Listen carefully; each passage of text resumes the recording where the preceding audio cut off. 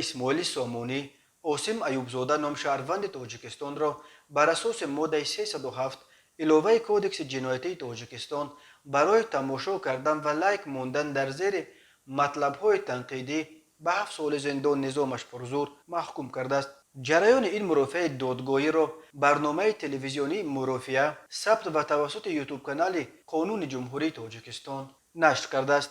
این ویدیو در سامانه دادگاه نوع اسماعیل سامونی نیز نشر شده است. مؤلف برنامه در صحبت با بامداد تصدیق کرد که این ویدیو صحنه‌سازی نیست و چنین مرافعه در حقیقت برگزار شده شهروند برای لایک موندن به 7 سال زندان محکوم شده است. در جریان مرافعه ایبدار کننده دولتی میگوید که اوسیم ایوبزاده هنگام در مهاجرت کاری در روسیه قرار داشتنش با نیکنیم اوسیم مجاهد در شبکه‌های ادناکلاسنیکی، فیسبوک و یوتیوب صحیفه گشوده برنامه‌های سازمان‌های تروریستی را که هدفشان ناآرام ساختن جامعه میباشد منتظم تماشا و جانبداری میکرد. طوری در ویدیو دیده میشود خود اوسیم ایوبزاده در دادگاه میگوید فکر میکرد که از بس که با نام مستعار وارد شبکه‌ها میشود او را نمییابند.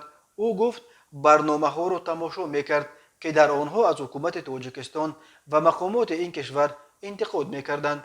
اسم سازمانی که اوسیم ایوبزاده گویا برنامه‌هایشان را تماشا میکرد و زیرش لایک میگذاشت گفته نمیشود و ایبدار شونده تنها از احرار نام نفر نام میبرد که گویا به او در عوض ویدیوهای تنقیدی درباره مقامات تاجیکستان پول وعده داده است. ایوبزاده گفت آنها برای لایک گذاشتن یا پهن کردن ویدیوهایشان پول نمیدادند، ولی احرار گفت که اگر من ویدیوهای نو برایشان پیدا کنم پولش را میدهند. حامیان حقوق برای لایک گذاشتن یا بازنشر مطلب‌ها در اینترنت با چندین سال زندان محکوم کردن افراد با چنین اتهامات دستگیر شده در تاجیکستان را جزای بیش از حد شدید میشمارند و بر اینند که چنین قضیه ها نام تاجیکستان را در چشم جامعه بین المللی همچون سرکوبگر حقوق انسان نمودار میسازد. مقامات تاجیکستان در پی انتقاد سازمان های بین المللی اخیراً جزا را برای لایک ماندن